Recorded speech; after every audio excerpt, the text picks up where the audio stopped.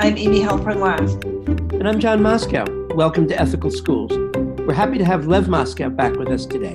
Lev teaches history and economics at the Beacon School, a public high school in Manhattan. He's the host of acorrectionpodcast.com, a podcast focused on making economics accessible, and he's my son. Welcome, Lev. Welcome. Really great to be here. Lev, we've spoken with you before about why and how you teach history. Why teach economics? I really enjoy teaching economics. I think that it needs to be demystified. The language, the vocabulary of economics is really intimidating for a lot of people. Many people think of economics as mostly math, or as sort of just like physics. It's math heavy, and I didn't know, and most people I think don't know that it had its roots in philosophy. And the early economists thought of themselves as philosophers. So there's a wonderful Robert Halbrunner book called The Worldly Philosophers, where they give bios and explanations of the theories of important philosophers, philosophers from the last 4 centuries. So yeah, I think that it's really important that people don't feel intimidated by economics, because so much of the newspaper is filled with economic content, and people I think struggle to understand what it's about, but it's really important, obviously. So I try in my classes and also through the podcast, A Correction, to demystify it and to get young people really comfortable with the terms, translate the terms into plain English, so that they feel part of the conversation, and maybe more importantly, that they feel like they can change the conversation and, as Mark said, change the world. This morning, I was listening as you were teaching a class on Zoom. You were asking the students some interesting questions. Could you talk about the lesson? Yeah, so today's lesson was, the first couple weeks of the course, of the political economy course, and we're still in just the third week here, I'm really trying to lay out, it's a heterodox approach to economics. And I'm really trying to lay out sort of 3 major currents of economics, so of political economy. And, we start with neoclassical, and we discuss the key tenets or characteristics for the first few days, the key theories, and then we move on to Keynesianism, and then we move on to radical economics, and we spend a few days on radical economics. Today was something different. I was saying, and then the fourth stream or current is behavioral economics, which is relatively new, and it's kind of it sits right squarely between conservative and Keynesian economics, and it marries economics and psychology. But today was about another way to think of markets, and there's a wonderful book called What Money Can't Buy by Michael Sandel, who's at Harvard. He's a philosopher, and he talks about the benefits of markets, but also the limitations of markets. And he starts from the premise that markets mostly work, and that most of the time people, if you think about the theory of utilitarianism, markets make both parties happy, right? So if I go to a store and I buy a egg sandwich from the deli for $2, I'm really happy that I got the egg sandwich, and the deli owner is really happy they got my $2. So both sides are happy from the transaction. But what Sandel says, and I think this is relevant for ethical schools, is sometimes markets can corrupt the thing that's being exchanged on the market. So it doesn't corrupt you and I, but it corrupts, and for example, if it's a market for egg sandwiches, it doesn't corrupt the egg sandwich. But for example, and so what I was doing in class was giving kids some examples and asking them whether or not they thought this thing should be traded on a market. So, maybe we start with, should women be paid to be surrogate mothers? And we talk about that. And then, most kids in the class today said yes. And then how about, should people be paid for donating sperm? And, again, most people said yes. And then, so how about selling your baby? Should people be able to sell their babies if they want to? And of course, nobody thinks that's okay. In China, when there was a one-child policy, as far as I understand it and the way he describes it, is that you'd have these coupons basically, or you'd have a voucher, and you'd have one voucher and I'd have one voucher. And oftentimes there was a black market for the vouchers, so that if I didn't have much money and I didn't really want a kid, or I wanted a kid but I wanted the money more, I could sell you my voucher and you could have two children. And he asks, is this an okay market, or does this corrupt parenthood? And then we move on to markets for sex, for example, so prostitution. And most of the kids are actually at this point okay for that market. They don't think it corrupts love or lovemaking. And then I ask, yeah. I have to interrupt for a second. What do you mean by corrupt? Yeah, it's a really good question. So think about it in the way of like a bridge where there's lots of rust on the bridge and it corrodes the integrity of the bridge. So it changes the thing itself and makes the thing weaker or less. But it's a really good question, Amy. So, yes, so does prostitution, a market for sex, corrupt love or lovemaking? And then, I think, again, most of the kids are right now are saying, at least in the school I'm in, are saying, yeah, that's fine. Prostitution's fine. Well, how about a market for hugs or kisses, which seems a lot stranger to kids? But there are markets, in fact, for hugs. And the kids see very clearly that that's corrupting the act of giving a hug. We can talk about whether or not... Where are these markets for hugs? So, for example, in Japan, there's a robust market for hugs. We have a lot of lonely people. I wouldn't be surprised if you have it here too. But a lot of lonely people who want a hug, or want hugs for 10 minutes. And so a market has emerged. And so what this is obviously really, really getting at is, the ethics of certain markets. And you have people who are, well, I would say extremists, and I don't mean that in a negative way, who say basically markets don't make moral judgments. And that's one of the things that makes markets good, makes markets great, that they allow us to be free. But other people say, and we should want, in the interest of freedom, more markets always. And other people say, sometimes we might want to limit markets because of the corruption factor. So other things we could look at. One other example we gave, and I'm not going to go into too many more examples because I think you sort of have the point. But another example was you have a poor school without much funding. The kids have never had a football field, and Nike comes along and says, we will build you a football stadium. We're going to brand it Nike. Is that okay? And, a lot of the kids say yes. Like if the schools don't have the resources, then it's okay to have a branded stadium.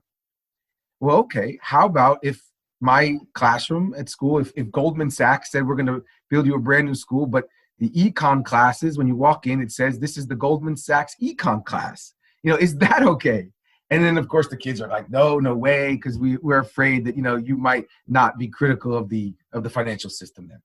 So, and interestingly, you have that with professorships at college. You have the so-and-so endowed chair of something or other. And especially in things like economics, you could have the Koch brothers chair of something or other. And then the person who's in that position is kind of in the strange position. Compromised. Maybe. Yeah. I have a question. Your course is called International Political Economy. What's the difference between teaching political economy and teaching economics? Yeah, I think it's to go back to that point about economics being a social science. And I think it's really important, like when I define economics with the kids, obviously there's lots of definitions, but one is to talk about it as a social science concerned with the way that people choose to divide up the goods and resources that are scarce. And I think what's important about that is that there's human choice there, that there's nothing natural about capitalism. There's nothing natural about socialism. These are human-made systems, and we can choose to live in a different way. And I think that's really important because, I can't remember who said it. It's a famous quote, but it's sort of like, we can imagine more easily the end of the world right now than the end of capitalism because it feels so much like it's always been here and it always will be. But I think it's really important that we get over that because, well, the end of the world is not coming, but the end of life on Earth is coming. It's not a maybe, right? We're on that path. And so I think we have the moral, ethical obligation to tell kids that there are alternatives. I think one of the great victories of Thatcherism is Tina, right? I mean, so she famously said, there is no alternative. And Thatcher being Margaret Thatcher, the prime minister, former prime minister of Great Britain. Right, the conservative former prime minister of Great Britain. And maybe John Major said it, or maybe it was Thatcher herself. Major comes after her. He's also conservative, but it's that, looking at the Blair administration, Blair, who was New Labour, that Blair was the greatest victory of Thatcherism, because Blair took her ideas and adopted them enthusiastically.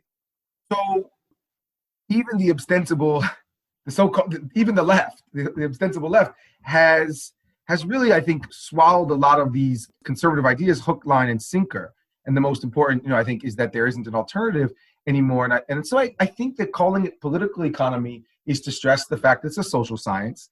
It's not a math. There are numbers, but we can debate, for example, interest rates that the Fed sets.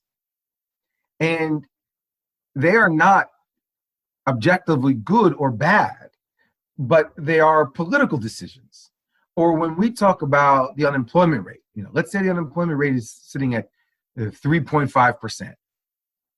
Is that good or bad? Well, that's a political question. And, one of the things that we were speaking about earlier, John, is that, when we talk about politics, I think of politics as morality lived publicly. And so it's public morality, public ethics. And so I want to stress to the kids that, and this is important, I try as much as possible thinking about the heterodox approach to give kids normally 3 different perspectives for every topic we do, which would be the radical, the conservative, and the Keynesian, and sometimes 4 with the libertarian paternalist or behavioral economics perspective. So I'm not trying to tell the kids what is right, but I am trying to tell them that it is okay, that numbers, as you know, don't speak for themselves. I think that's a really important part of the course. But the concept of ever-increasing growth is baked into the economies of the developed world. Would you discuss some of the consequences of growth as our sort of primary metric of, what's a healthy economy, and how can we change that? So, yeah, I think that relying on GDP GDP does tell us things. It's an important indicator.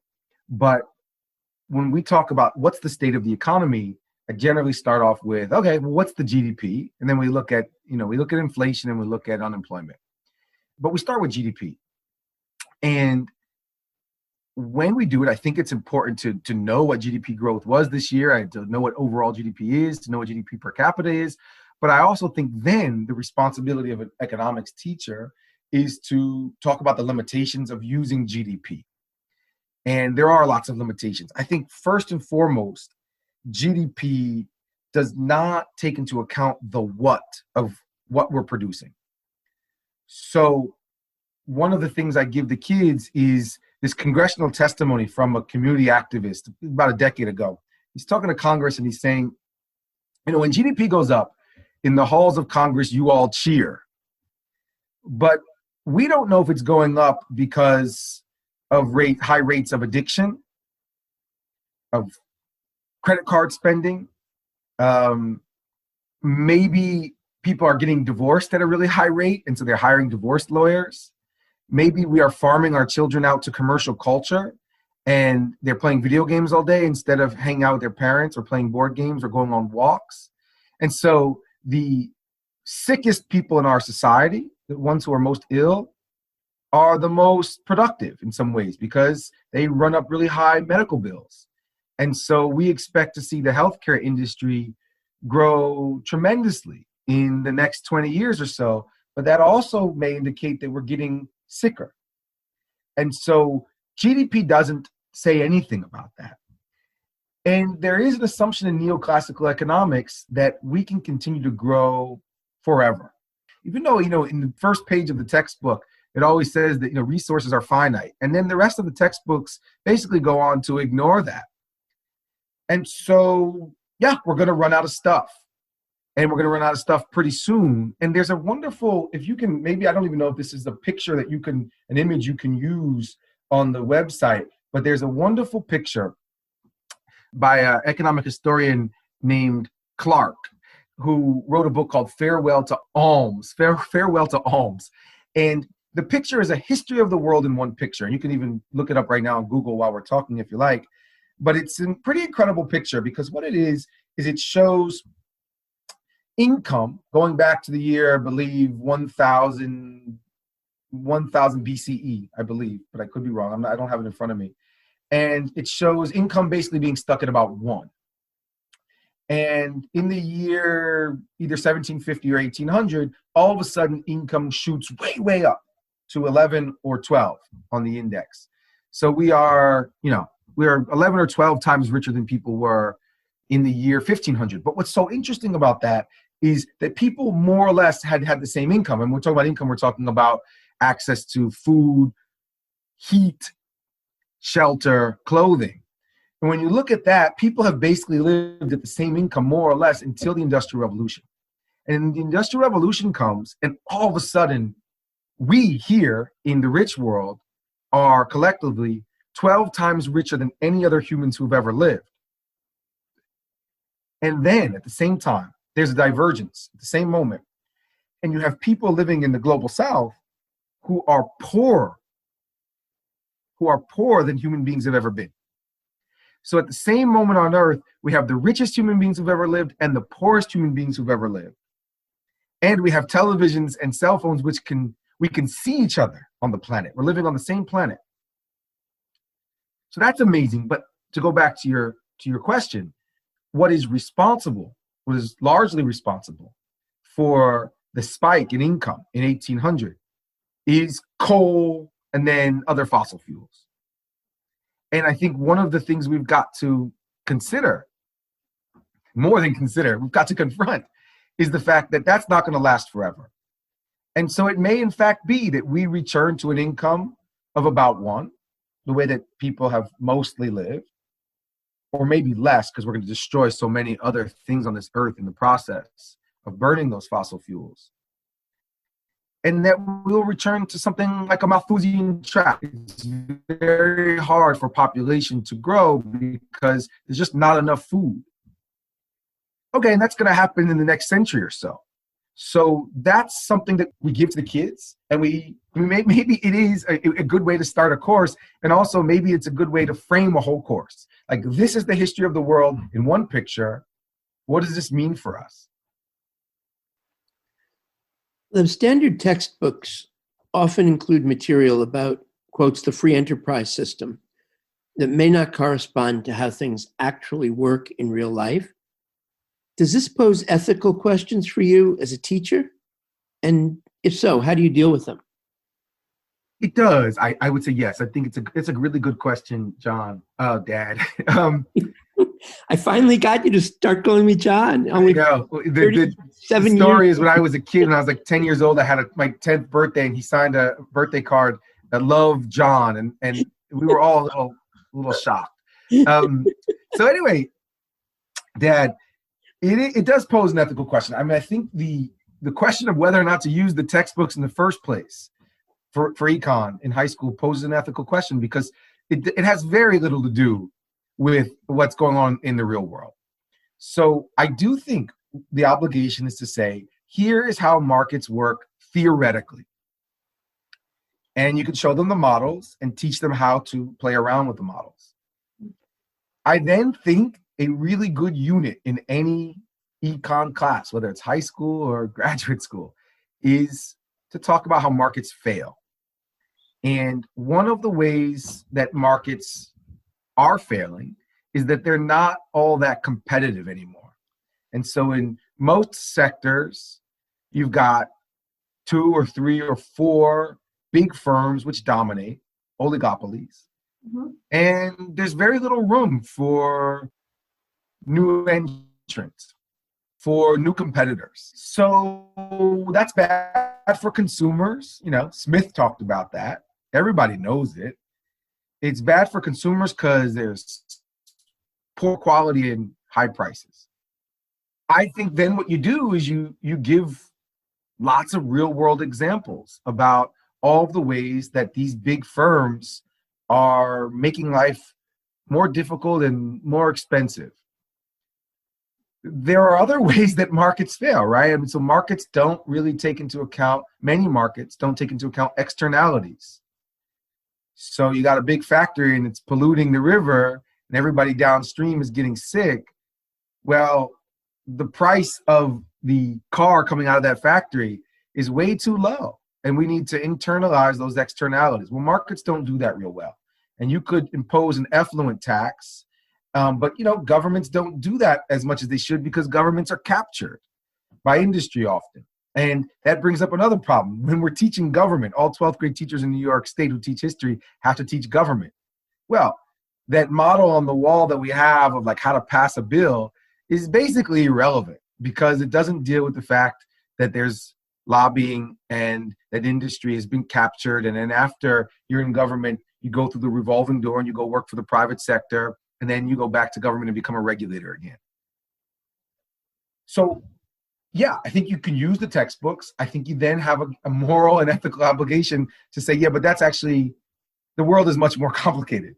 I don't feel comfortable saying that's not the way the world works. It's the way some markets work for sure.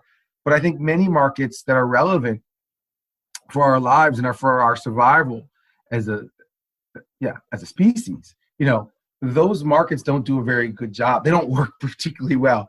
And so I would feel uncomfortable about using the free enterprise system. Even to talk about free markets, when Smith was writing about free markets, you got to imagine there's a vast ocean with tiny islands. The firms are islands. And they are maybe freely trading with each other. Although, of course, that ignores totally the gunboats, right? And colonialism. There's nothing free about coerced relationships that existed when Smith was writing. But okay, let's pretend that doesn't exist.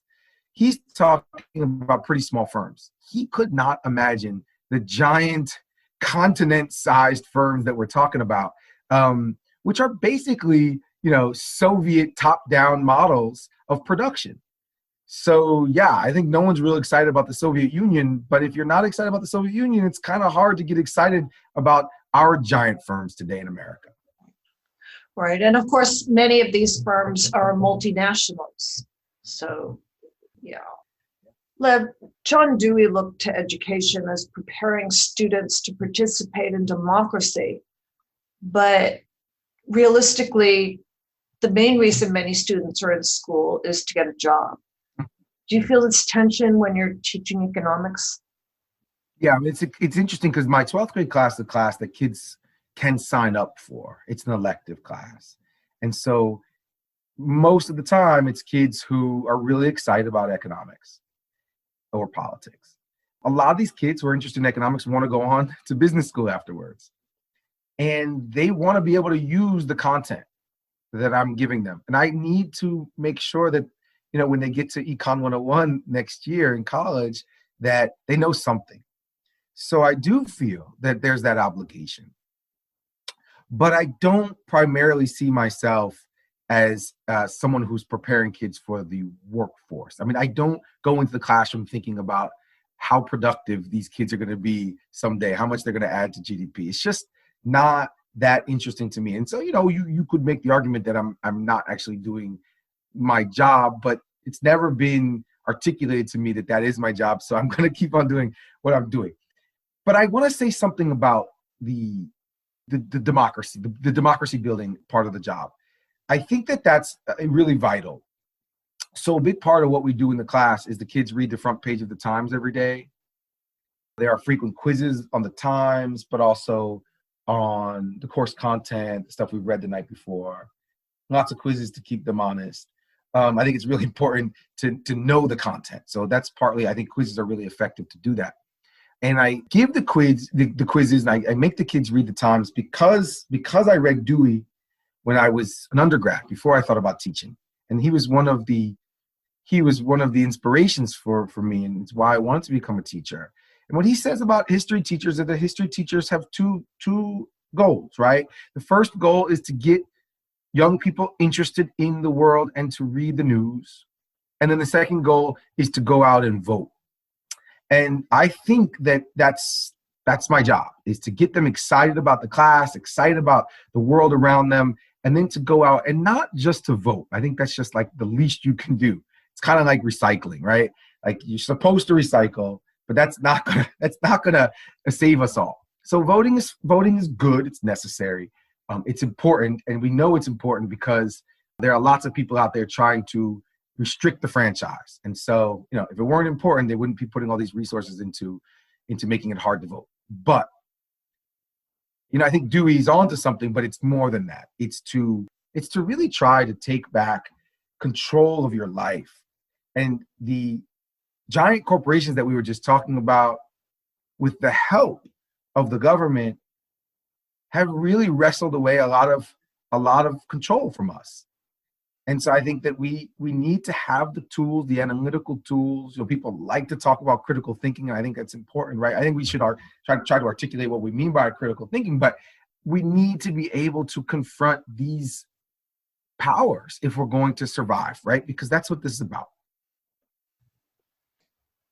There's an organization and a website called 80,000 Hours, based on the number of hours in a standard work life, that urges people to think about whether they're maximizing the potential usefulness of their lives when picking a career. Is it part of a teacher's or a counselor's responsibility to ask students to consider these questions? Yeah, there's a wonderful book by the anthropologist. He's great, and now he's late. He passed away last month, David Graeber, who's also a real hero of mine. And he's got a book called Bullshit Jobs, and I hope I can curse on the show. But it's a book that everybody should read. And he talks about, and it's really relevant right now when we're in the COVID crisis and we're thinking about essential workers.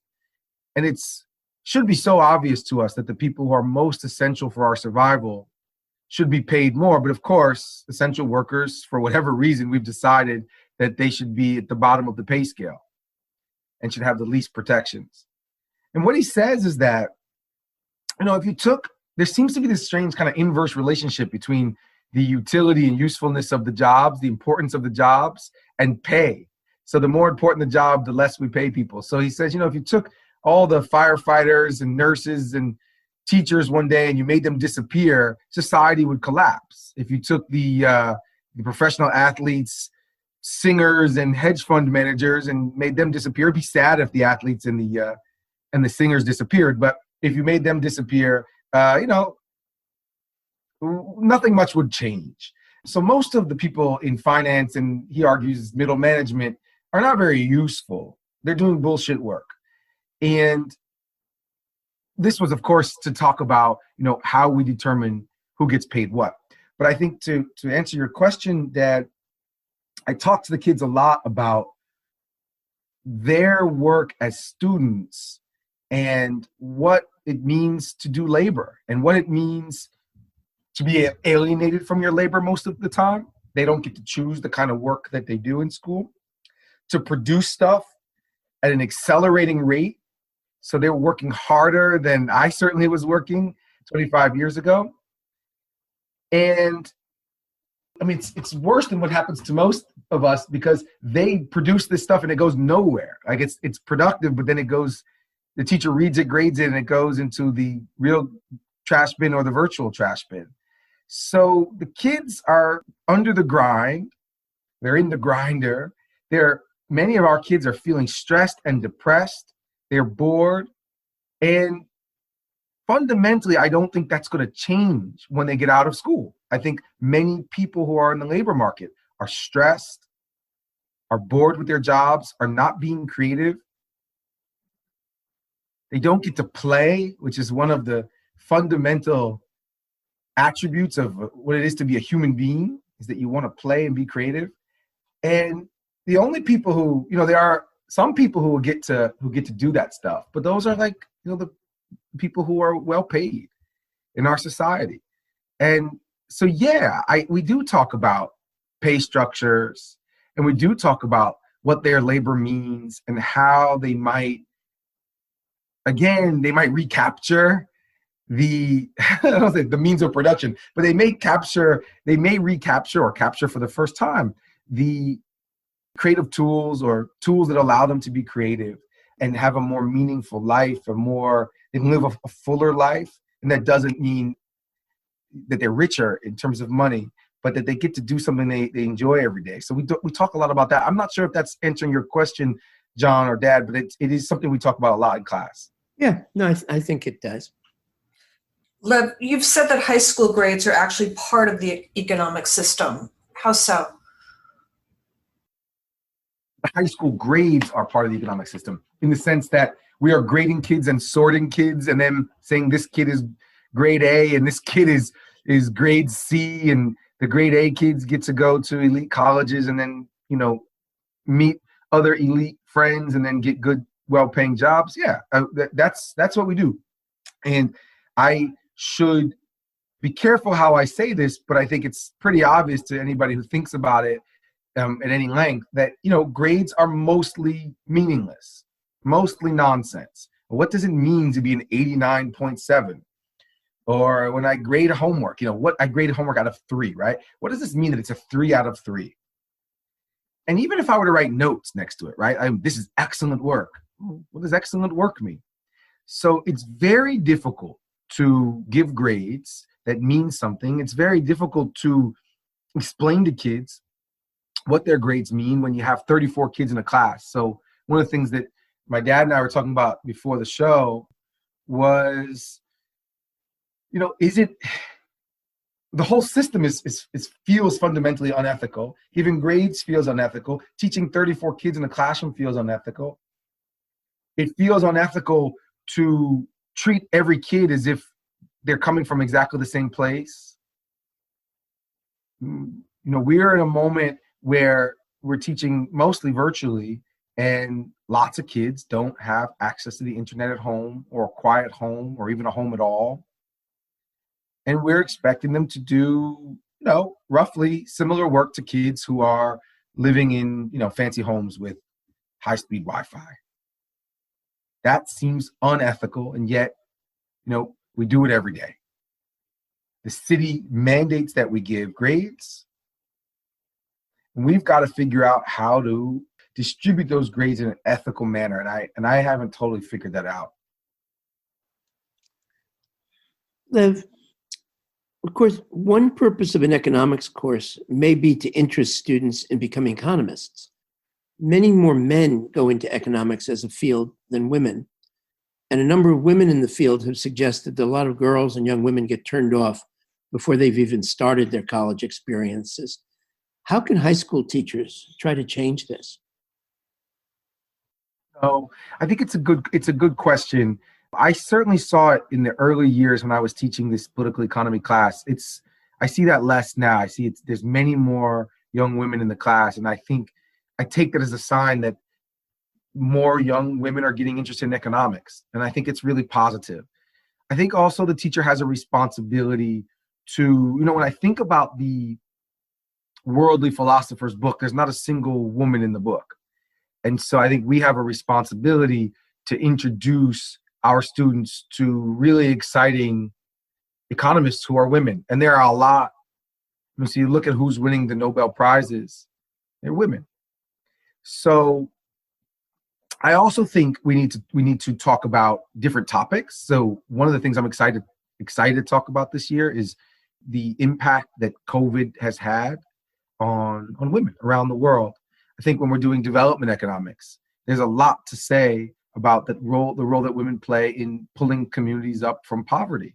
And some evidence shows that they do a lot more than the men in their communities. And that's true in both the so-called developed world and the developing world. So I think it's the topics we choose to teach. It's highlighting women. It's making young women feel comfortable in the classes, not letting the boys speak over them, which happens a lot. Again, I should be careful not to overgeneralize, but many of the young boys in my class will not have done the homework the night before, but will very confidently raise their hand and say something that is, pretty empty and expect a pat on the back, or at least not to reprimand them for not having done the reading. And girls see this, and they don't see their teachers confronting the boys on this, overconfidence and lack of substance. And I think it's actually really important for teachers to say in a nice way, it seems clear you didn't spend much time with the work last night. And to reward people for doing the work and doing hard work. And it is credible how much, and it may just be the students that I'm teaching, and it's not all of them, but it's incredible how much the boys get by on confidence.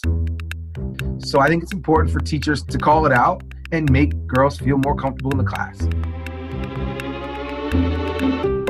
Thank you so much, Lev Moscow of the Beacon School and A Correction podcast.